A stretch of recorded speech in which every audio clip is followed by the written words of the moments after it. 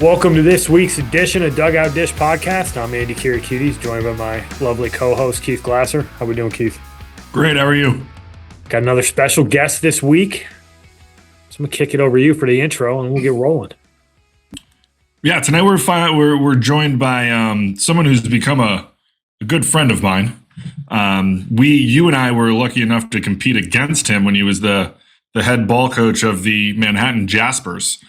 But tonight we're going to be joined by Kevin Leighton, who is currently entering into his 13th year. I can't believe it's been 13 years, Kev. But 13th year at Fordham University. Kev, welcome to the podcast. Guys, I appreciate it. I think it's good that you introduced me as getting to become friends, because I'll be honest, I did hate you guys when you were I don't know if I liked anybody that was at Marist back then. That's fair. Fair enough. Why don't you, before we get going, could you give the listeners just a quick rundown of how you've ended up in your 13th year here at Fordham?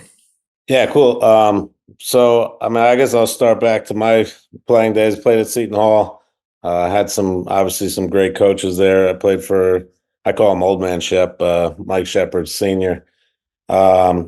Just a legend. That guy, you learn so much from him. I will always say not as much baseball, but just a ton of life lessons. And I just always felt like he made us tougher. And just things that you would always want for, going into college and what you want out of that experience is kind of be ready for the real world. And I felt like he did a great job preparing us through the game of baseball, I guess. And then, after graduation, I had the opportunity to work over at Manhattan as a grad assistant.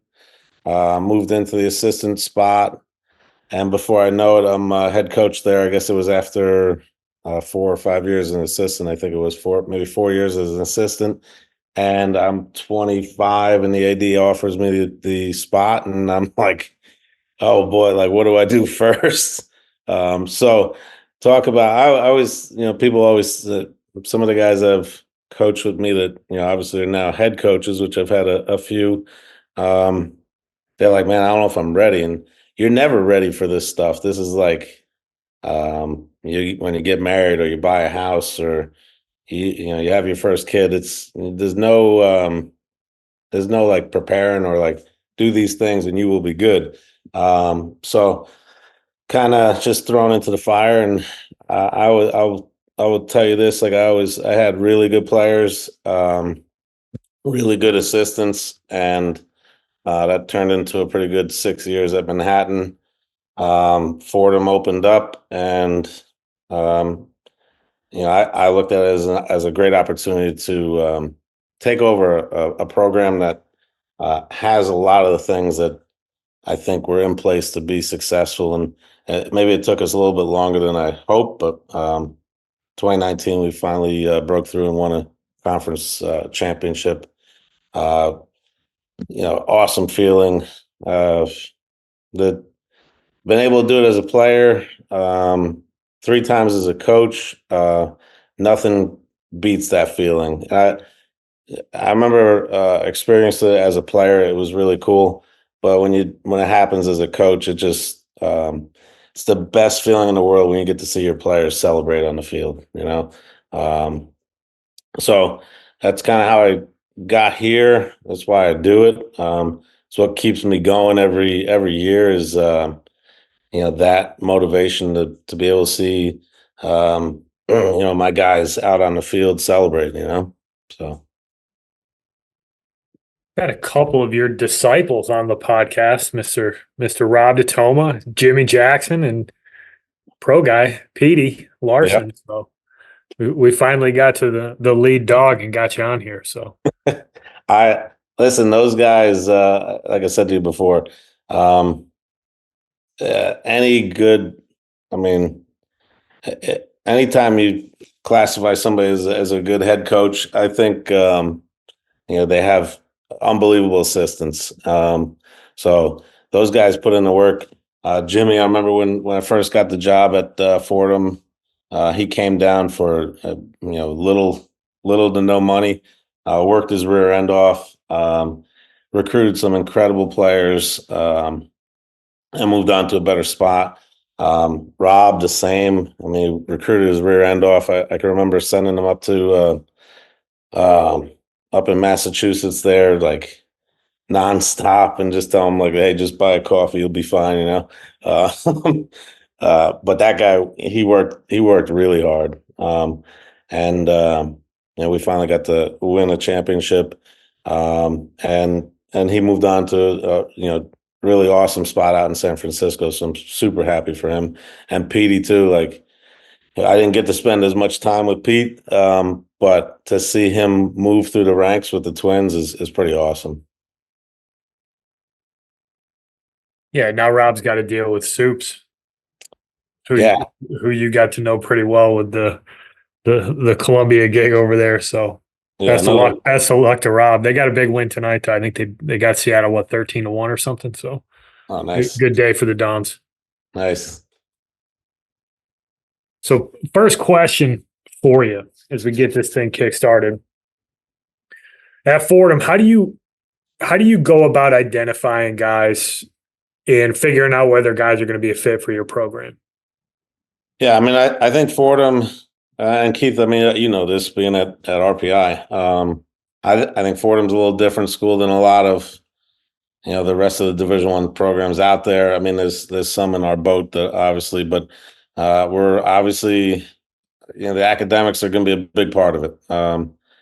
If we're looking at a transcript and it's not up to par, it's not worth our time. So typically, we're going to start with the academics, making sure that kid will be able to fit into into the school, the profile, and all that stuff. But from there, like anybody else, we're looking for talented guys that want to play at a high level. When you throw the academic side, that want to play at a high level, but also get an incredible degree.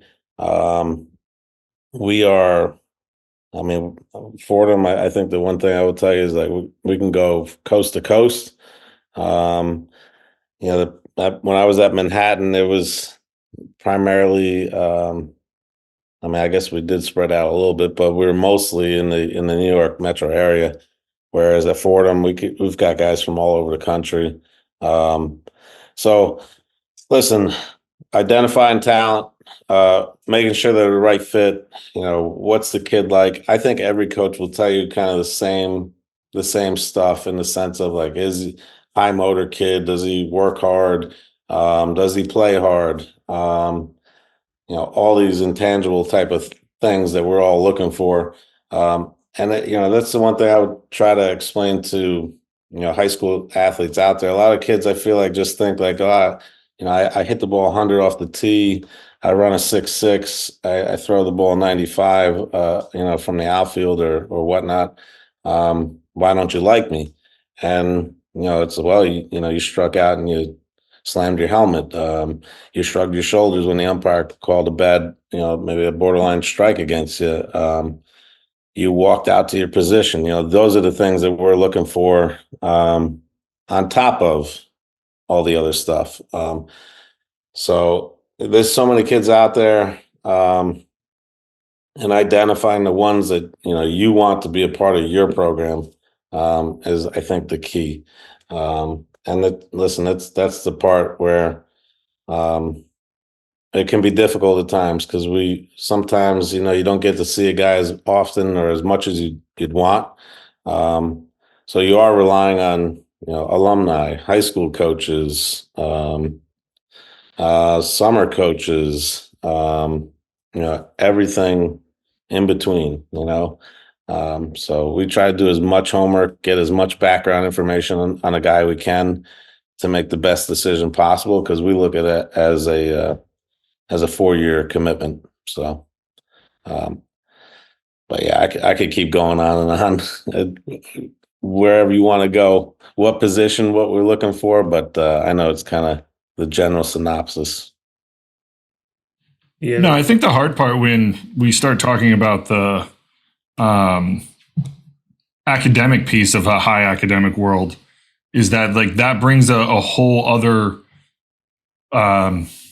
layer into the equation. Like, you know, it's not like, you know, when you were at Manhattan or when we played at Marist, like, it's not like we're, you know, they're fine schools, but it's not Fordham. They're not the Ivy Leagues. They're not the RPIs or the Rochesters of the world or the NESCACs. Like there's a lot more that goes into it. And then that opens up the fact of like, you have to go national from a recruiting standpoint, which I think some people don't necessarily equate to our higher end academic institutions, especially when it comes to sports. Like, I think a lot of people are just like, oh, well, it's a Patriot League school or it's Fordham. Like, it's in the city. Like, they're going to recruit mainly mid-Atlantic, Northeast guys. It's like, no, man, like, there's a lot more. Like, you have to have really good grades to get into the school. You also have to be able to play baseball at a pretty high level. Yeah. And that talent pool shrinks. You know, when you start talking about, when you bring in the academics into the equation, like that talent pool shrinks pretty quickly. You know, so that, you know, bringing that, you know, the coast to coast piece in is huge. You know, I would be interested to hear you talk a little bit about like how much stock, I don't know what's going on with my video with anyone who watches on YouTube, but how much, like, you know, how often are you guys able to get out to the West Coast to be able to see guys? And, you know, what else do you do to kind of make decisions on those players? Yeah, I mean, West Coast, listen, that's another great thing about being at Fordham. We are not tremendously restricted. You know, if we want to go see a guy, we go see a guy. You know, there is a budget, but it's a pretty good one. So obviously through camps, you know, a lot of times camps are going to be like an introduction, and we're going to, you know, try to follow up and see guys after the camp. So yeah, I mean, my assistant Elliot Glynn, right, you know, this year he's going to be out in California for probably a week. I mean, it's helpful he grew up out there, but you know, California, Arizona, Texas, Florida. I mean, we have a guy from Hawaii. Unfortunately, we didn't go to Hawaii to see him, but we got guys from all over the country, and I agree, Keith. Like the academic side, it definitely. So, you know, being at a school like Fordham in the Atlantic 10 Conference, you know, the Ivies get a lot of attention from the high academic guys. Even you know, you being at RPI, the D3s, they get a lot of attention from high academic guys. And then school like Fordham, it is a great school, but we also are competing against you know, the St. John's, the Seton Hall, you know, those kind of household baseball names in our area, the UConns, where like if there's a kid that's got pretty good grades, we want that kid, but so do they. And the trick is, or the what makes it really hard is, you know, they're sometimes giving them academic scholarship, and we're getting them in the door. So, you know, that's the part of it where we're kind of, you know, in that middle range where it can be difficult, you know.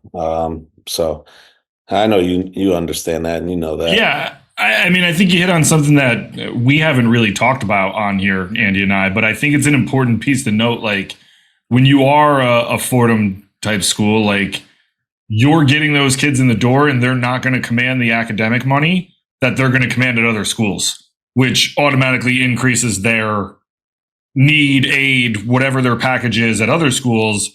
And like, that puts you in a weird, I guess I've never thought about it that way, but like it makes a ton of sense. Like, excuse me, it puts you in a weird, like, well, what's the word I'm looking for? That's like a weird, come on, Andy, what's the word I'm looking for? It's like a gray area where you need the kids who are good enough to play at the other schools that you mentioned in order to be good, but you also need the kid who's a borderline Ivy League student.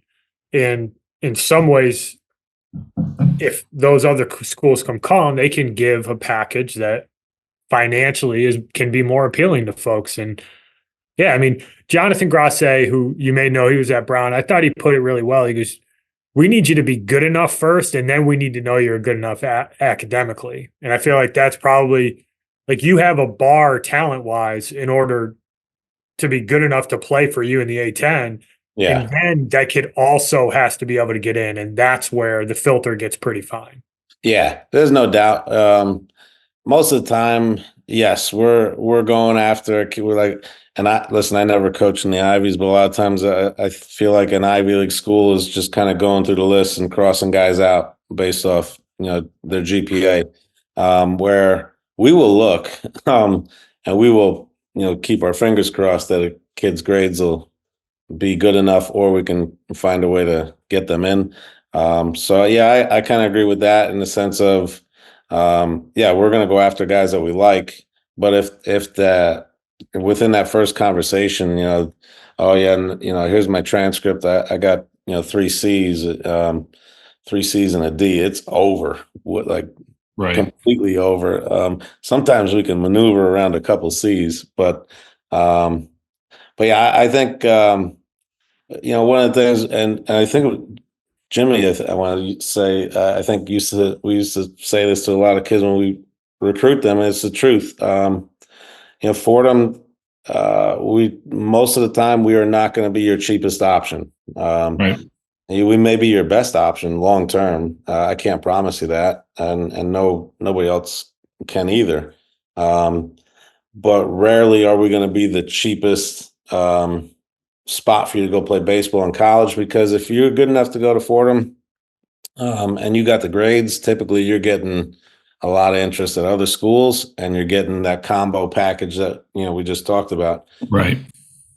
But man, our kid, like I've been blown, like coming over from Manhattan, and listen, I love that place. I love those kids, those guys. I mean, that just coached against one of my former players I look at him as a much younger person, and he's basically my age. So, very, We start getting closer in age as we get older. yeah, he's kind of terrible. close to my age. So that's how young I was. But the opportunities that these kids have at Fordham after graduation is incredible. Most of them, we have seniors that have they have job offers. They're ready to go. One of our guys is going with BlackRock, and Yeah. here I am. I don't even know what some of these places are, but I can tell you they do really well. So. Yeah, I was at RPI for a decade. I had 2 kids who didn't have jobs by graduation when they were seniors. And both of them were entertaining multiple offers. They just hadn't committed to one of them yet.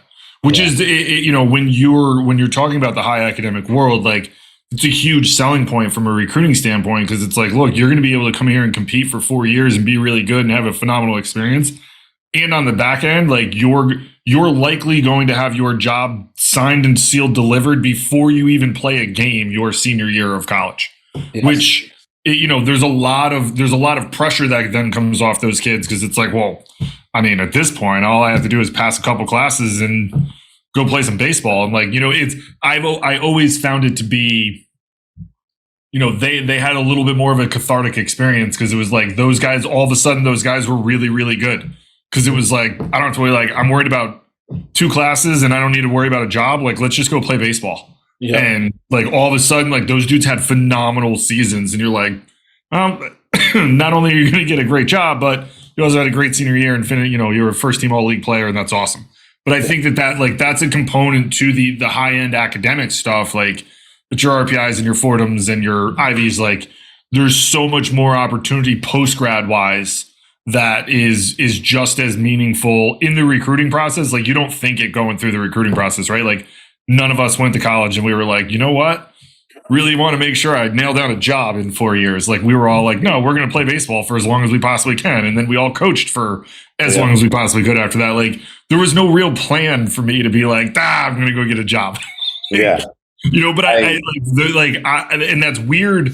You probably feel the same way as I do. Like it was weird for me to have my guys that I coach be like, well, I want to go be a chemical engineer. And I'm like, that's wild to me. Like I just only know baseball. So, but I think like that being able, like those kids know that stuff and being able to in the recruiting process. And if you are listening, you know, when you're listening to this as a kid, like if you're looking at the high end academic schools, like that's a question you should ask in the process. Like, hey, what type of jobs are guys getting when they leave here? Because we all know this, and this, like, you'll see it on Twitter anecdotally and stuff, but it's true. Like, I would venture a guess to say, I just told you how many guys I had that had jobs. Like, they go after student athletes.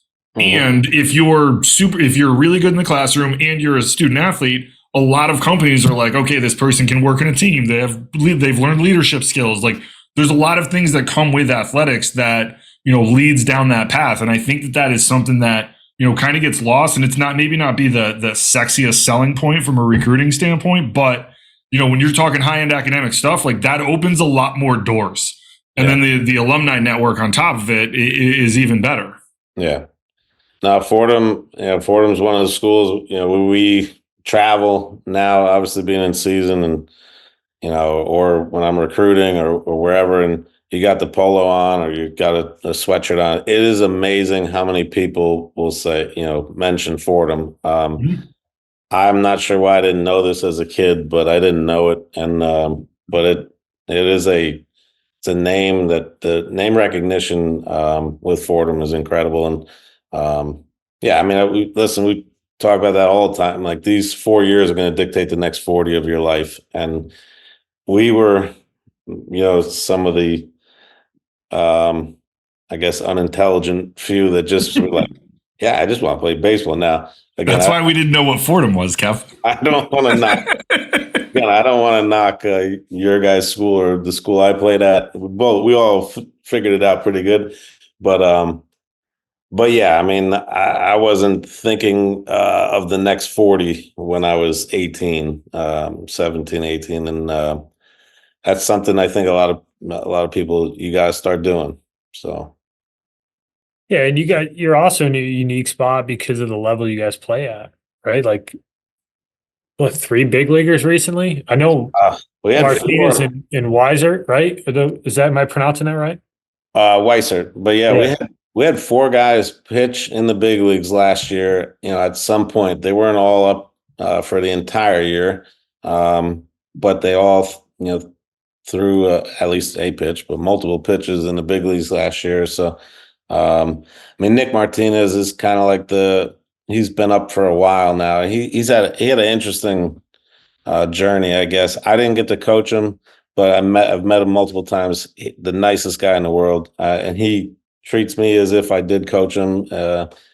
You know, and he doesn't owe me the time of day, but he talks to me, you know, as if I'd coached him. But he's now with the Reds, doing really well. But he got drafted. He made it up to the big leagues with the Rangers.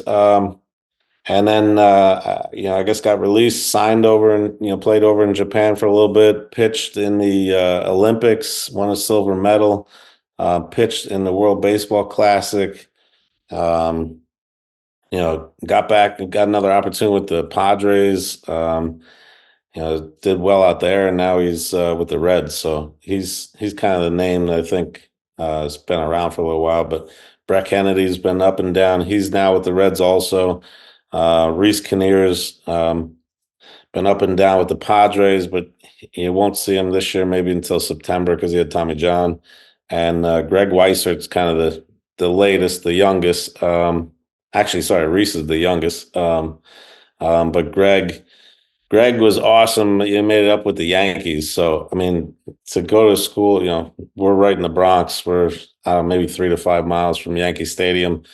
To go to school like Fordham right here and to pitch at Yankee Stadium had to be one heck of an experience for him. He got traded in this offseason in the Verdugo trade, so he's now at the Red Sox. So Yankee Stadium, Fenway. I mean, this guy's doing it pretty good. But I'm excited to watch those guys this year. We're also missing. I hate to. Doesn't he? Oh, sorry, Andy. What'd you say? He's got one head. He's the one who's got the real slick mustache too, doesn't he? Yeah, although he does. I'll tell you this story. I was out in Oakland I got there early. It was the day after his debut, and he's out there shagging, and he's got the mustache and it's Oakland, so maybe they don't know, but these kids are yelling at him, and they're saying Nestor. Now Nestor's left-handed and Greg's right-handed, so they didn't. But I'm like, I saw Greg. I'm like, man, I think you gotta get rid of that mustache, man. Like this, it's too close to the other guy. But Greg, with that mustache, he's got one filthy slider, man. Like talking to some of our guys, like we got some guys in the analytics side at Fordham.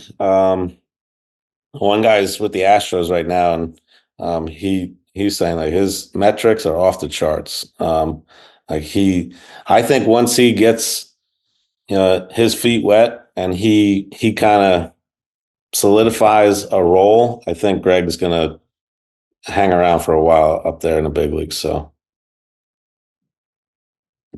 We also failed to mention one of the more famous alum of Fordham University with a link to baseball. Andrew, do you know who that is?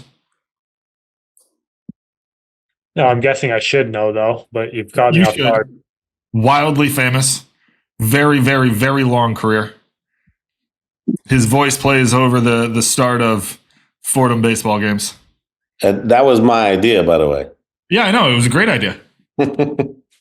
Andy's going to try to Google it right now. I don't know. Who is it? Vin Scully. Oh, I did not know that. I've been in the Vin Scully booth in Dodger Stadium. We got a tour one time. Yeah, Vin. That guy,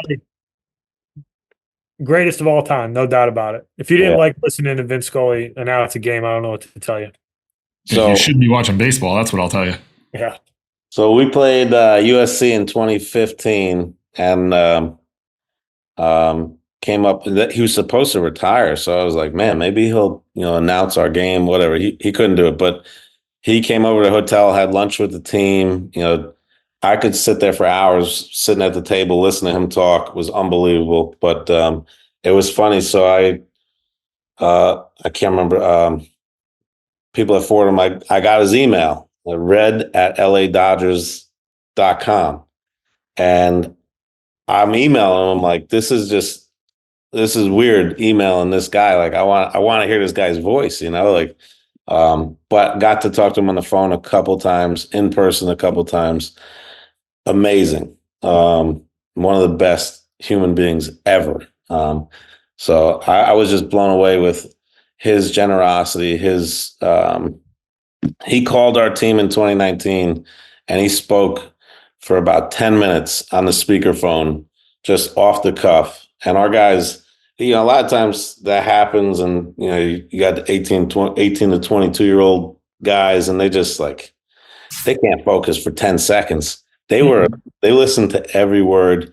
You could hear a pin drop in that room. It was the most entertaining part of their day. It wasn't like we gotta listen to this because we have to. It was entertaining. He was amazing. So.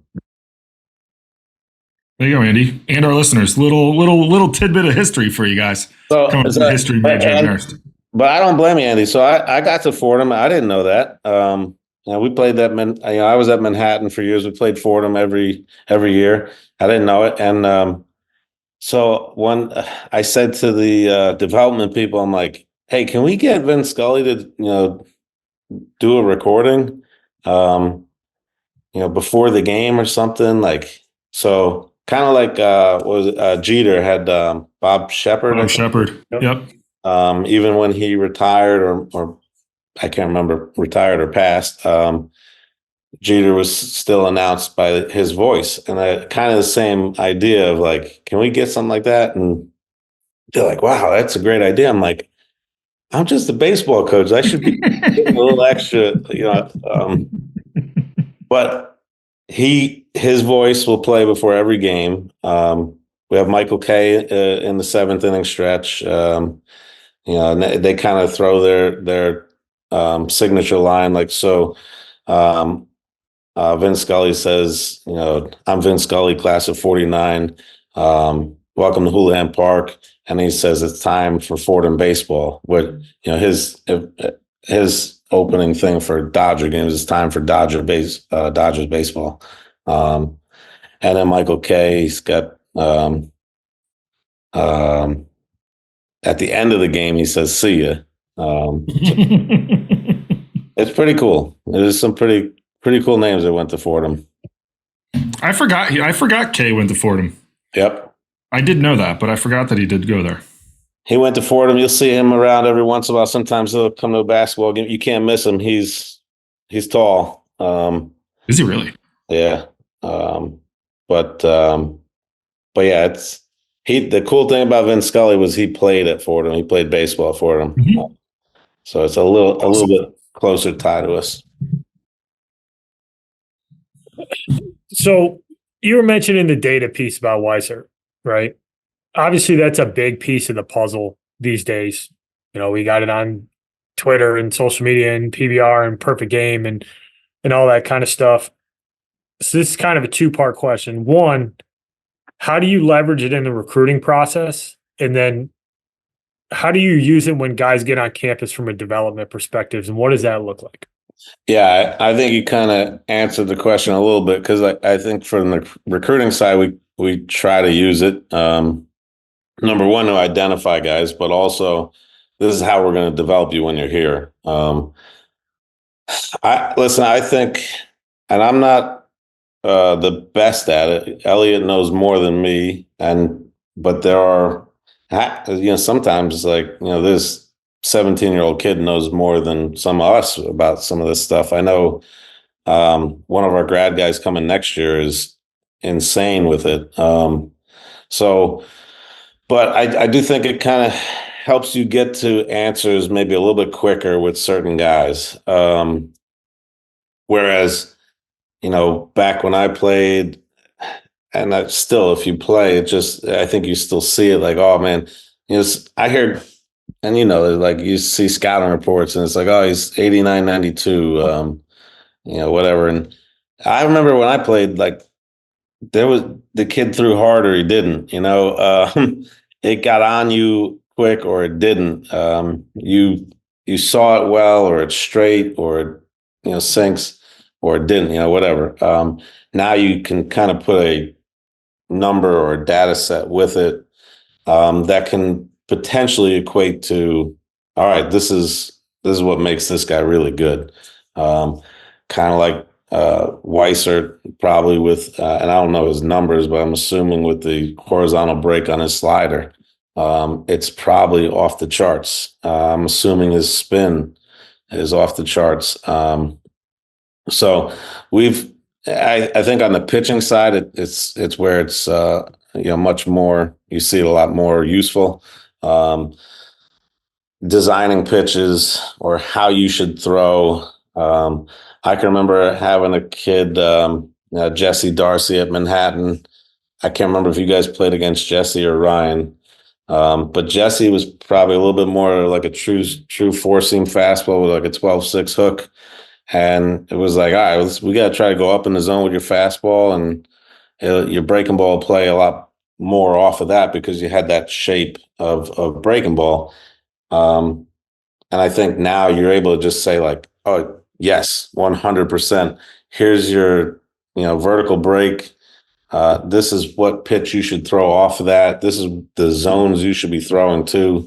That's going to equate to success. So we're fortunate again at Fordham. We had an alum get TrackMan for us. We have True Media, which is insane. The information is incredible. We just put in Aware as far as the video cameras and stuff like that.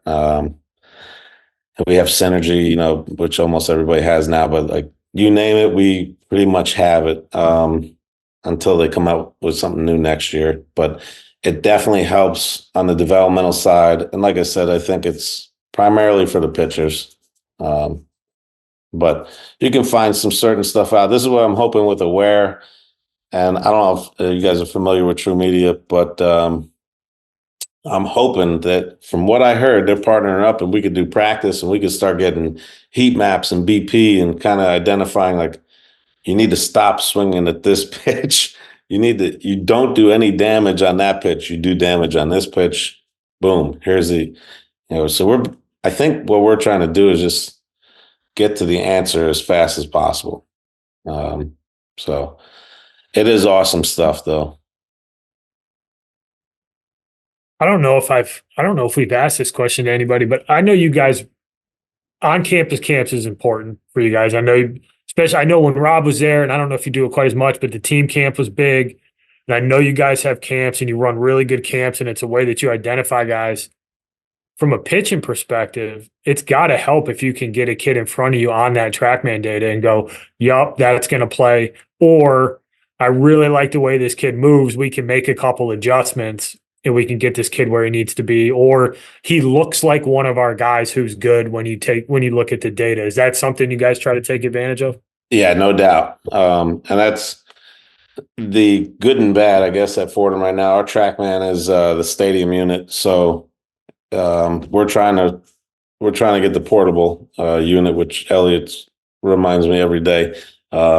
It's just we got to come up with some money right now, but 100%. I'll be honest. We have a guy on our roster right now that, I mean, I don't know if I've seen him over 84, but his fastball, the metrics on it are solid. He struggled in his first outing, but we'll see how it goes. It's interesting. That's the stuff I think that we're finding. You see a lot of guys nowadays. Like, listen, when you go recruit, you stick the radar gun out there half the time. Does he throw strikes? Does he spin a breaking ball? Yes. He's 88 to 90. That kid's going to be good. A lot of times those kids get smacked. So it's and that's where I think, again, TrackMan is telling us why those guys get smacked. I thought it was so interesting. I'm a Mets fan, and I think it's Paul Sewald. I don't know how to pronounce his last name, but Sewald was with the Diamondbacks this year. And I heard a bunch about him. Like he's like a low release, high vert. It's just different. It's not like what you normally see. So that's, again, where TrackMan, you're starting to see that type of stuff where, like, if we can identify this guy is different than the norm, he may have a chance to be successful. So it camps 100%.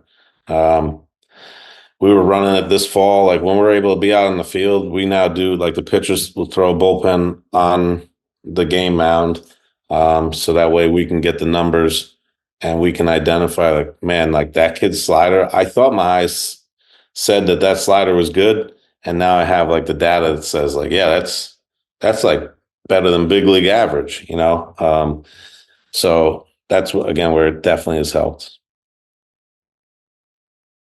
Pete Mackey, and Pete, he's the big league pitching coach for the Twins now, but formerly at Columbia. He said something to me one day when I was working camp with him. He said he was I look for outlier pitches. Like, does a kid do something that's unique that allows him to be good? And he was onto that before all the TrackMan stuff. And Pete had just an exceptional eye for being able to look at a kid and be like, that's different. I understand why that kid's getting swings and misses. But now you have the data that tells you that the combination of the spin axis and the release height and the extension, they all make this a pitch that people are going to struggle to hit. And then it also tells you, well, the kid who throws 93 gets pelted every time he goes out. And it's like, yeah, because nobody's scared of velocity anymore. So if that ball is not doing something different, and we talked about this right before we started, that zones are tight.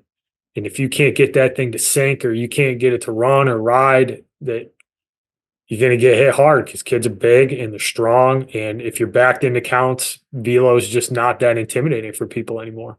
No. And I think I get on my velo soapbox with our guys a lot. Like, if you're not throwing over 95, you don't throw hard,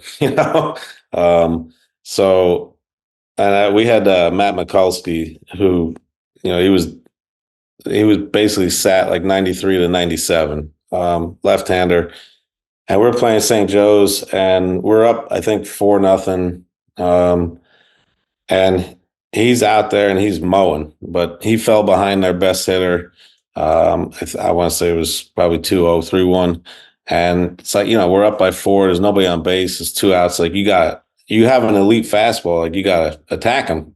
And threw that fastball and the kid hit, and he turned it around, put it over the fence, I don't know how far, but really far. The velo doesn't matter, especially if you're going to be in hitters counts. But like we said, there's guys now that based on the data, like there's a reason they get hit when they're 90, 91. Same when I go to a high school game, I'm like, I mean, this kid's 88, and I just watched him give up like 10 hits in a high school game. Like that doesn't add up to me. But when I played, there weren't radar guns at too many high school games. And like I said to you before, like you either threw hard or you didn't, and it wasn't based on the radar gun. It was kind of based off of like what it felt like in the batter's box, and maybe sometimes, how hard the ball was coming off the hitter's bats. It was what dictated who was throwing hard or whatnot. But so it's definitely, there's so much out there. It's very interesting. I think you're right. Like no one, even when Andy and I played, it wasn't like there were dudes who were like throwing 90 all the time. Like, the two that come to my mind are James Avery and Dan Griffin when they were at Niagara in 05. Avery was nasty. They were all in 94, 96, and it was a stark difference between everybody else in the conference. You were like, that's firm. I mean, if you think about it, like no one was doing that in 2005. But they were good too, though, because they were pitching in the snow, and it was 94, 96. So you had to pick the ball out of the snowflakes, and I didn't have to hit off those guys, but I can remember being up in Niagara and saying to myself, we drove over a bridge and there were icebergs floating down the river. And I said, we're going to play a baseball game right now. I remember showing up there I don't know, a year, maybe my junior year. Like they had, instead of having the drag and dragging the infield, they were dragging the outfield and breaking the ice up because it was frozen. I was like, it's like 57 in Poughkeepsie right now. Like what are we doing? Yeah. You got like Griffin and Avery, like they threw hard. I would have much rather faced Avery than Cody. Yeah. And Chris wasn't. I mean, he might bump you a 90 here and there, but he was probably more like 85, 88. Yeah. But so he was a way more uncomfortable at bat because he could run it off your barrel. He could come in on you. It was our version of having to face Traz. Yeah. Where he can make you look stupid and not throw a ball over 86. Where if Avery was in a 2-0 count, that dude's just going to try to throw a bias and just get on some. Cody might backfoot you with a slider because he's feeling good about himself. Those at bats were uncomfortable. I feel like a kid like Cody might get missed in today's game. Well, he got missed in those days too. To be honest, I felt like. I mean, he grew up in the same town I did. I remember when that was my first year as an assistant, and Trent was telling me about him. And I remember I went to watch him. He was like 77, 79. I'm like, I don't know if that's going to work. And man, I was wrong. Yes, Chris, I think Chris was really good. Even, freshman, sophomore, I think even into his junior year, he was like 82-5. I think when he developed that cut fast, he started throwing a cut fastball. I want to say it was his senior year. He went from really good to elite with that cut fastball because you couldn't just do your standard lefty approach of all right, we gotta hit this guy the other way because now he painted a cutter in on your hands. I never saw a guy who threw 84 miles an hour get so many jam shots. But it was interesting. Again, we didn't gun our guys like we do now. So maybe he threw harder than I thought. But the game against Nebraska that he won against Java Chamberlain, Scout came up to me after the game. He was there to see Jabba. He didn't really know Chris. And he's like, "Can I get information on your starter?" I gave it to him. I was like, "Hey, by the way, like how hard was Jabba today?" And he was like, "Oh, he was 93, 95." I'm like, "Oh, wow." Like it didn't look like that from the side. And then I said, "How hard, like what was our guy?" And he's like, "Oh, he was 85, 88, which is like the firmest I ever heard Chris. But yeah, I think I think I agree with you. Like he can make his 88 look like probably 95 real easy with the changeup and the curveball and just the ability to put the ball where he wanted. He was the Mac or the Manhattan version of like Greg Maddux, Tom Glavine, lefty that just knew how to pitch. And those guys are hard to find. I think sometimes, especially if they're not velo guys, typically, you sometimes stumble across them. We had a kid, John Stankiewicz, at Fordham who was a stud for us, and then Larson grabbed him with the Twins. So, but he listen. I look at the velo sheet after the game. I'm like, I don't get it. Like he's 84, 87, right-handed. I don't get it. Like he had I forget what it was, a 1.7 ERA or whatnot. Listen, we liked him in high school. He was at 86, 87, good breaking ball. We gave him a decent scholarship. So it's hard to say we stumbled on him. But I will tell you, I didn't think he was going to be as elite as he was based on the traditional formula of, well, he doesn't throw 95. Yeah, I think it happens a lot more than we probably think it does. But the one thing that I would be interested in asking you in your evaluation process, like in playing against those Manhattan teams and then coaching against those Manhattan teams when I was at Siena, and then, kind of knowing what you had when you were at Fordham, like, like John Solinger is a guy that, I always think of, or the Darcy, like you always had like tough dudes on the bump. Like to your point, like they might not blow up a radar gun, but you were in for a dogfight when those guys had the ball and were on the rubber. Like it was, I still remember when Solinger punched out Palini twice and then told him to sit down the second time. And Danny was shook. And, I mean, dude was a 9th round draft pick and made it AAA. Like no one had ever told him that before. And it's not, I respect it, but like what cues you into those things in the recruiting process of like, hey man, like, yeah, this kid, like, not only do I think he can pitch for me, but like this kid is tough and he's going to be like, he could be a frontline guy for us because of his makeup.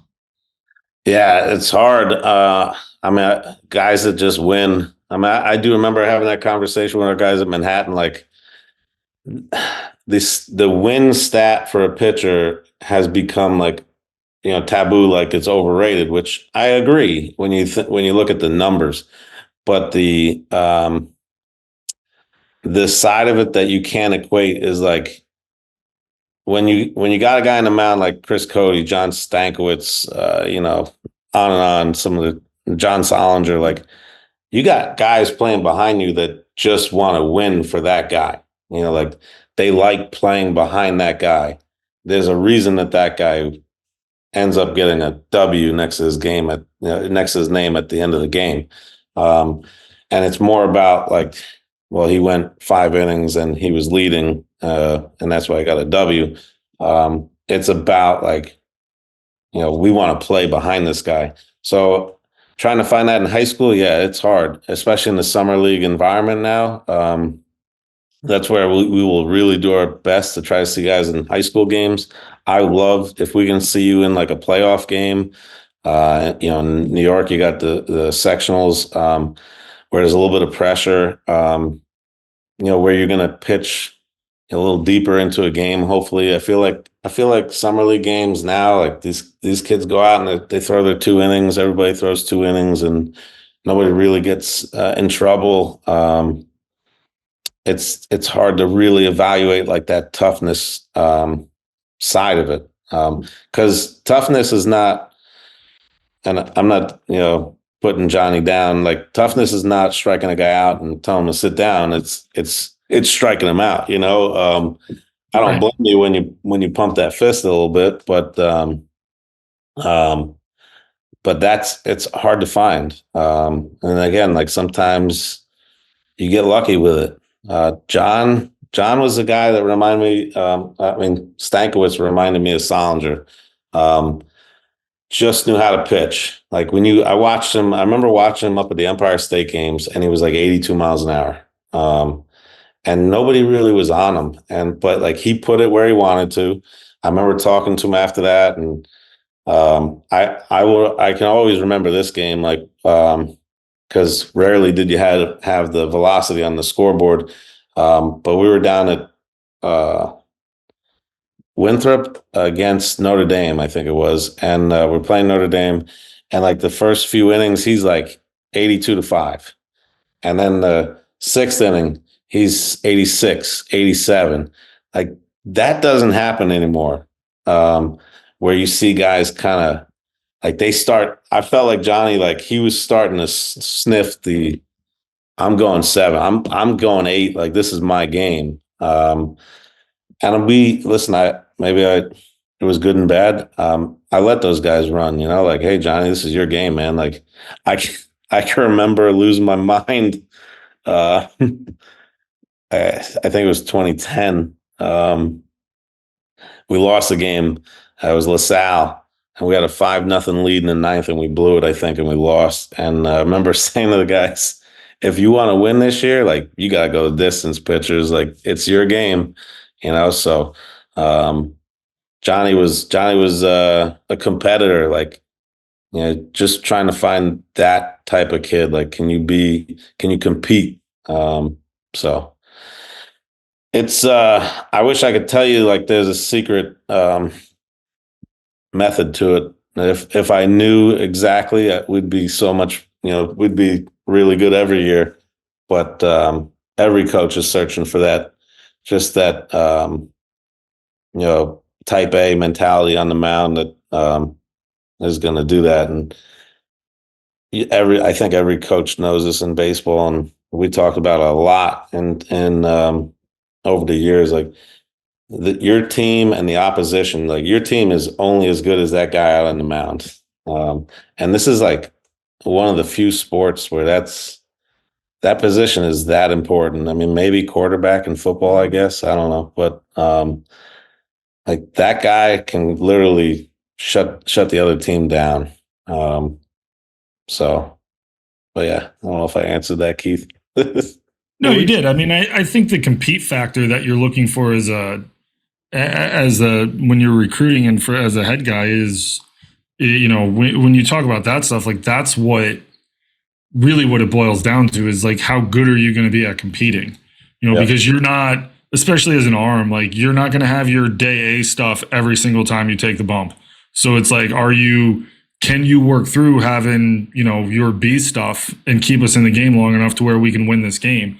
I think that's one of the hardest things, I found as I was, since I ended, but, when I was coaching, like that was one of the hardest things I thought, like to be able to really try to get down to is like, what, like when the chips are down and the lights are up, like, is this kid a kid that I think is going to be able to handle it? And I think it's, you do stumble across some of them, but like trying to at least have that understanding before they, in the recruiting process is huge, because like we'd be lying if we said we haven't passed on kids that we didn't think were going to be tough in those situations. Like we all know the red flags when it comes to that stuff. Like we've passed on kids where it's like, hey man, I watched that kid get lashed around the yard and his body language is horrible. He yelled at his teammates. He threw his arms up. Like, that's going to happen. That's going to happen in college. It's going to happen in inter squads when you're a freshman. Excuse me. Yep. And it's going to happen when you take the bump in conference games. Like as college coaches, we talk about this all the time. Like you get paid to win. Like I don't have time to throw someone out there who can't handle that type of pressure. Yeah. And you're going to pass on that stuff. And and Andy and I have talked about this too. Like, you can discern some more information, like on the toughness of a kid. If you go watch him play and he does get lashed around the yard and it's just like, hey, give me the ball. Like, guys are making errors behind him, and, he gives up a couple hits, but he keeps dialing it in and keeps making pitches. And you're like, you know what? There's something there. Yep. Like, it might not be the best game that he's thrown, but I got more information out of that because he faced adversity and didn't run from it. He went head on into it and was like, all right, give me the ball. Let's go. Keep it rolling. And like, you feel a lot more comfortable with that kid in the recruiting process than the kid who has horrible body language and, the wheels fall off and we start throwing wild pitches and pass balls and hitting guys and then we're out of the game. Like, it's like, I can't work with that. And it's not a recipe for success in the long run. Yeah. Listen, I think what you're seeing in today's age a lot is kids are, it's not just kids, but like people are really good in like a controlled environment, in the lab. I guess I'm just talking about pitchers right now. But in an environment where the temperature is 72 degrees, I got my shorts on, there's no pressure, the winning is not a factor here. And yeah, I can be 92 and locate. But all of a sudden, like you said, you turn the lights on and we're out there in the field. And it comes down to who's going to compete on the mound and in the box more than anything. We said it to our guys a couple of years ago. Like, we don't want zoo animals. We want wild animals. Like, we don't want people that just everything is catered to them and like they just sit back. Like, you got to go out there and get it.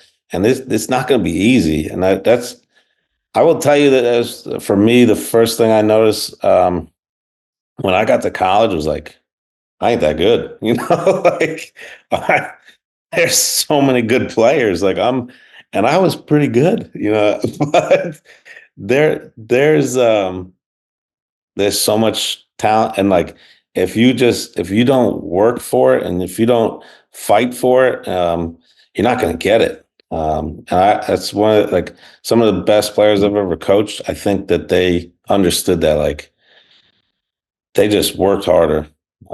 Nick Derba, like you said before, I wouldn't put him up there with like the most talented of them all, but like, man, that guy, his work ethic was off the charts. His motor was off the charts. His leadership qualities was off the charts. I had one of our former players talk to our team this year. One of my Manhattan guys, Dom Lombardi, and he said that, and I didn't know this, but like, I think it was his freshman or sophomore year that Nick basically like pinned him up against the wall and straightened him out one day. Like, dude, you're not going down the right path right now. You gotta get this figured out. In baseball, because we want to be good and you're going to be a part of this. Like, that's a leader that you don't see too often. And I wish I could say like, yeah, we recruited that. But fortunate to have him, I can tell you that. The fact of the matter is, when you get to college, and it doesn't matter what level you're going to go to, whether you're going to play at a Division III school or you're going to play in the ACC or you're going to play at Fordham, there's going to come a time when you're a freshman that it's not going to go well. You're gonna get freaking smashed in a inter squad, or you're gonna punch out 5 times in an inter squad, and it's gonna happen because the filter's finer. The kids who are able to bounce back from that are the ones who have success. The kids who can't recover from that initial punch that they're inevitably going to get, those are the kids that struggle. And to your point, a lot of kids get on campus and they've never been the player that isn't the best player. And all of a sudden it's like, you get some kids who struggle with the idea that, holy crap, like, I've played center field my whole life and I've hit in the 3-hole. Now I'm the 5th outfielder and I have no idea how I can contribute to this team because I just look and go, oh my God, I'm not the best player. Mm-hmm. The kids who just show up every day, they practice well, they're really good teammates, they compete and they're coachable. those kids figure it out. The kids who try to find excuses why things don't go their way and they don't really want to go through that compete factor, those kids struggle. Yeah. And some of them can't bounce back, but the ones who can, I'm sure if Dom had reacted different to Nick, that Dom's career wouldn't have gone as well. And he had a very good career. He's a darn good player. 100% career, and I think life and all that stuff. But yeah, I agree with you a lot, and I say this a decent amount. Like, and you guys can relate to it. Like, listen, we're recruiting a kid that typically was like straight A's, a couple B's, 3.8 type of GPA. So rarely did he get his report card, go home and get yelled at. Most of the time, they're a pretty good baseball player. So, like you said, they're typically center fielder, shortstop, catcher, pitcher. They hit in the 3 spot. They're used to being like the best player on the team. Rarely is that coach, yell at that kid unless it's a real problem. And then they get to Fordham or RPI or Marist or William and Mary, and now they're getting yelled at. They're getting told like you're not good enough, like, or they're seeing it for themselves, like, man, I'm not good enough. Like, so that is one of the biggest, I think, determining factors of your success as a college baseball player and your success as in life is how do you respond to adversity? Do you fold up the tent and shut it down, or do you work harder? Do you find a way to contribute and help the team succeed, or do you become a problem? So that's the part of it that I think for a lot of guys it's really hard to kind of come to that moment of like, man, I'm not the best, and how am I going to get there? But like you said, Andy, like I guarantee there's probably not a big leaguer out there that hasn't gone through that. I'm sure every big leaguer's come to some point of like, man, I got to do something better. I got to figure this out. So it hits everybody in stages. Yeah, No, it does. We had Tim Meza on the other day. He's left-handed pitcher in the Blue Jays, and I didn't notice about him until he talked about it, but every year that he was in the minor leagues, he got demoted until he stuck in the big leagues. But he would go to Double-A and then get demoted back down. And to your point, at some point you're going to fail.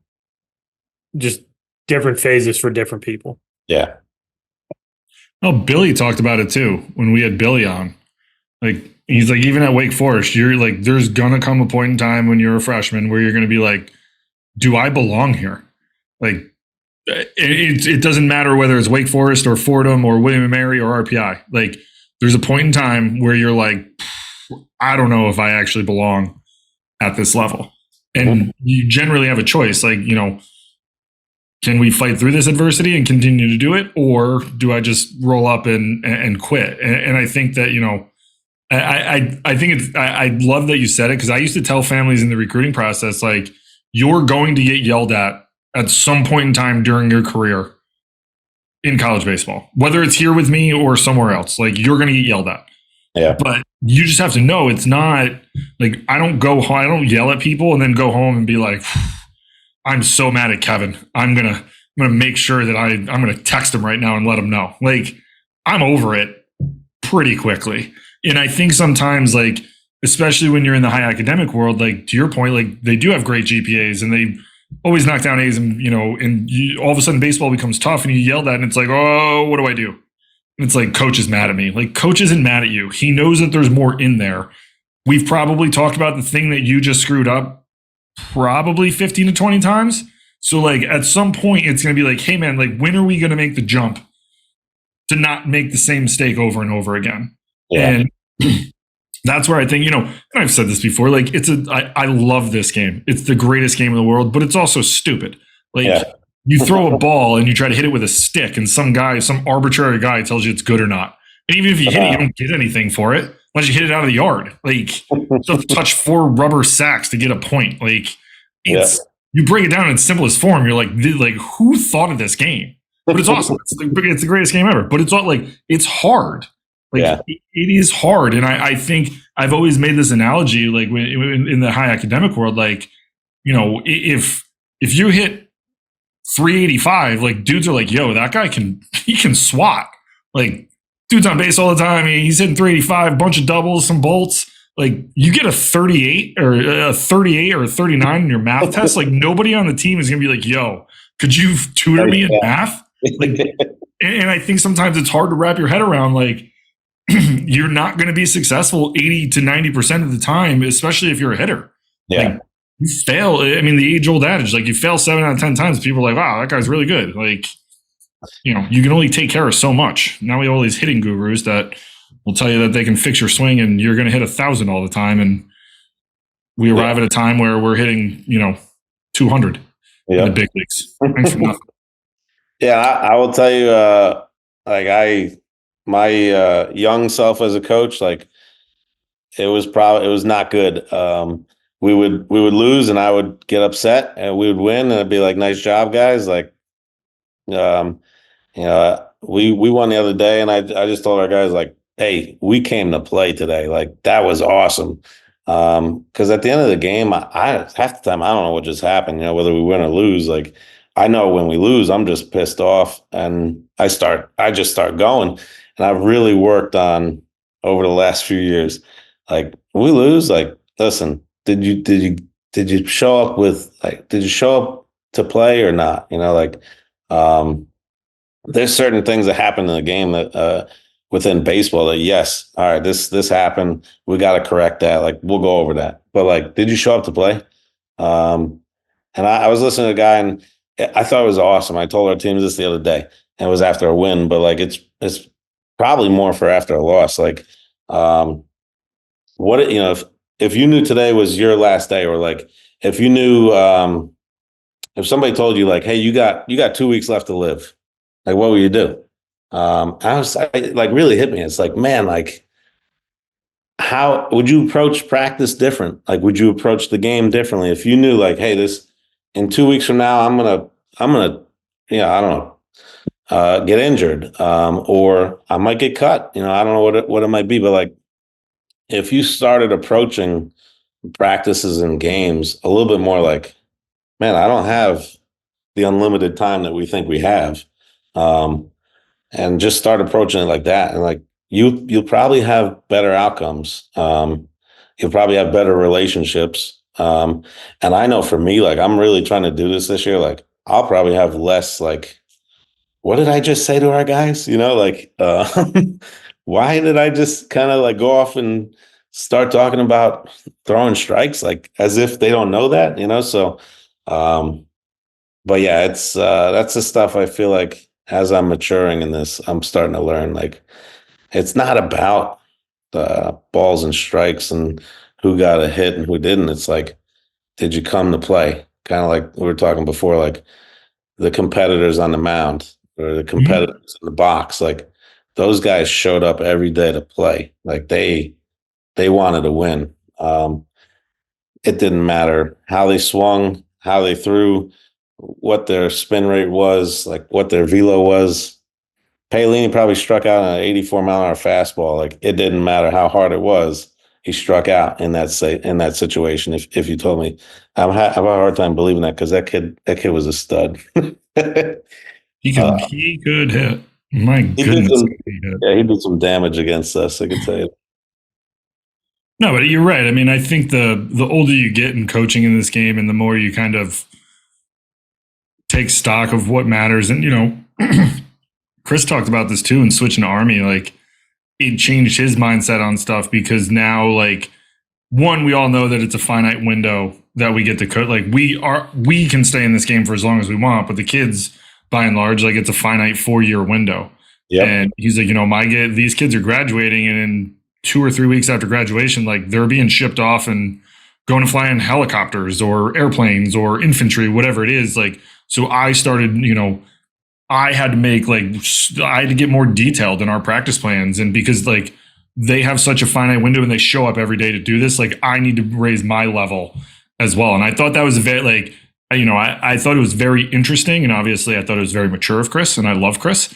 But I thought it was a very interesting point to because he had never been in a service academy, and I never have. I would have never thought about that without having that conversation with him. And I think that's, there's so much more I think that goes into being a head coach at the college level. Like, to your point earlier, like no one can really prepare you for it. Like I spent 5 years as assistant at RPI with a legend, and my first year, I remember looking at my assistant being like, "Yo, I'm going to screw some things up." Like, and his jaw like hit the floor. I'm like, "Dude, I've never been a head coach. Like, I'm going to screw things up. Like, we just got to learn from it." And I think that if you more or less what you're saying is you're asking, as coaches, we ask our kids to get better every day.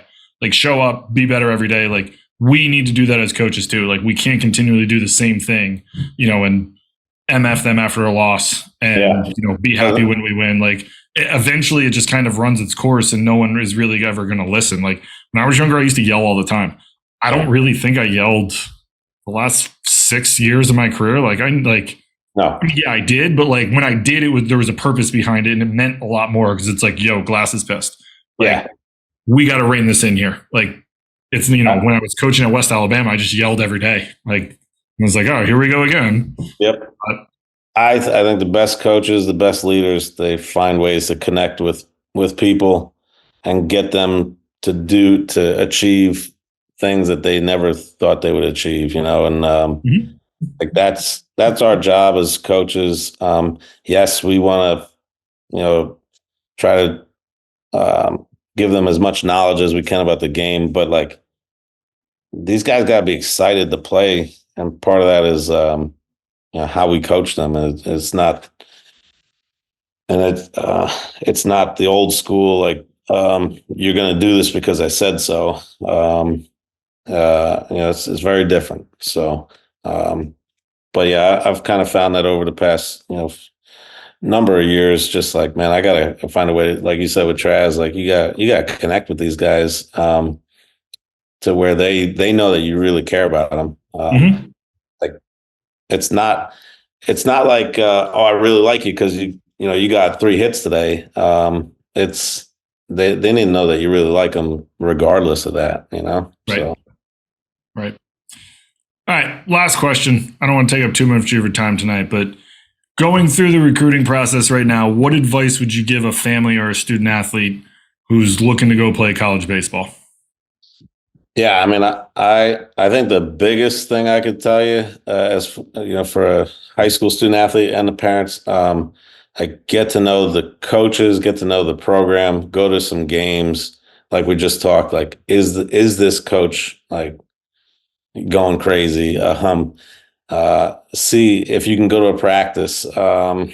There's so much information out there, especially for the high school kid, between Twitter and Instagram. You can, I don't know if you're allowed to, but you could probably reach out to some kids on the team and be like, "Hey, what's it like there?" That wasn't around years ago, but I think too many kids, they make a decision based off of I want to go to this school because of the locker room or the field or all the other things, when really you need to be making this decision based on the people that you're going to see almost, I don't know how many days, but almost every day for the next 4 years. You're going to spend the majority of your time with these guys as the coaches. You better make sure that you trust them, you like them. It can't be a scenario where you get there and it's, man, this coach just lied to me. You hear some kind of nightmares now where things change from the recruiting process to when the kid gets on campus. And I part of me is like, man, did you do your homework? Did you meet the head coach? These are kind of checklists of okay, this is really happening. Is really interested. Did the head coach see you play? Because the assistants, they do a lot of the work. I'll be 100% honest about that. They're going to do a lot of the legwork, but you definitely want the head coach to see at some point. I haven't met too many assistant coaches that write the lineup. Most of the time, I'd say 100% of the time, the head coach is going to write the lineup. So you better make sure that guy sees you play at some point. But I just I had a conversation with a kid the other day, and I started it with like, listen, I'm going to be straight up with you, 100% honest, because that's who I am. I don't want you to get into this, into a situation that you feel like you got into, where you got led on, or like, hey, and that to me like is the foundation. Like, if you feel like it's not truthful, like you better steer clear. So to me, that's the biggest thing, is the relationships between the player and the coach. I love the parents. I know part of this decision is going to be a little bit about you guys when it comes to like the finances, but let your kid talk on the recruiting trip. There's so many times where we've got done meeting with a kid and it's like, man, I don't know if I could deal with that, mom or dad. Like, the poor kid didn't even say a word. And sometimes that's moving on to the next guy, so let your kid, be the one that is prepared for that. So I think that's kind of the gist of it. Do your homework. There's so much information out there. Honestly, like, in my opinion, you want this to be a one-time thing, not like yeah, we're going to go to Fordham for a year or two and then hit the portal and do this all over again. But that's kind of the part where I'm from is like, should be a one-time decision. But Yeah, I agree. I mean, the relationship thing is something that me and Keith talk about all the time.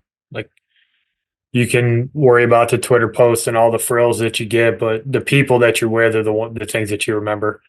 And those are the things that you'll look back on. I mean, we're still talking about stuff from 20 years ago, right? I still remember, facing Chris Cody, and I still remember being on the bus and goofing around with Keith. Like, those are the things that you remember, and it's because of the people that you're with and the people that you surround yourself with. Like, ultimately, they're the ones who are gonna have an impact. And like, yeah, if you get to go play pro ball, great.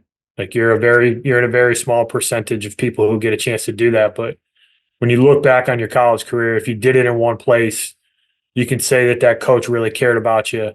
You could say that you had an opportunity to go compete and get on the field. Like, that's really all you can ask for. Like, if you're a high school kid and you're looking for a handout, you're probably sorely mistaken. But if you know you're walking on campus and it's like, it's a meritocracy. If I do my thing and I'm a good teammate and I'm coachable, I'll be able to get what I want out of this. Like, that's what you're looking for from people. And the people that you surround yourself are usually the ones who put you in a position like that. yeah, and it's funny, like you mentioned pro ball. A lot of our pro guys, they come back and they're like, man, I miss playing in college. Like, I loved they'll tell me like, I loved playing in college. Pro ball is cool, but like, it's different. And I think it's different until you get to the big leagues, because when you're in the minor leagues, I never played in minor leagues, but from what I gather, it's minor leagues is like, maybe it's kind of like what the showcase circuit's like. It's all about me, whereas like in college, at least at Fordham, I mean, we're all about the program. We're all about, the team. Like, that's what matters. And like, when you celebrate and you win as a team, like I said before, like, it's the best feeling in the world. But I think in pro ball, you just kind of see like, I'm just there to do my thing so I can hopefully move on to the next level. So the college baseball environment, and you guys were a part of it. Like, yes, this is why we have so many great memories, is because we spend more time with our teammates than most teams do, between road trips. And I mean, a game is a 3-hour game, but you got pregame, you got BP, and we're talking about like in the MAC back then. Our guys are on the field at like 8 in the morning, and we're getting off the field at like 6 at night on a Saturday. It's like, what just happened? So it's a lot of time that you're spending with people, and you better make sure you're having a good time. Otherwise, it's gonna be miserable. So Winning goes a long way too. yeah. So, well, Coach, really appreciate your time. Obviously, best of luck this weekend coming up. Make sure you tell Pat and Elliot we said hello. Slap Pat around a little bit if you don't mind. Well, Tell them we love them. yeah. No, I appreciate this, guys. It was awesome, and it's awesome seeing you guys. I don't get to see you guys as much as I used to, so it's good to see you. Yeah, thanks, Kev. Appreciate it, man. Glad we did this. Thanks, Kev. All right, fellas. Thank you for listening this week. If you're watching on YouTube, go ahead and hit that subscribe button and smash that like button for us. Check us out on Apple Podcasts, Google Podcasts, as well as Spotify. You can follow us on Twitter and Instagram at EMD Baseball. If you want to find out what me and Keith do to help families and players navigate the recruiting process, go ahead and check us out on emdbaseball.com. Take a few minutes to check out our new online academy. I promise you'll get some good information out of that. Thanks again for listening. Check in with you next week.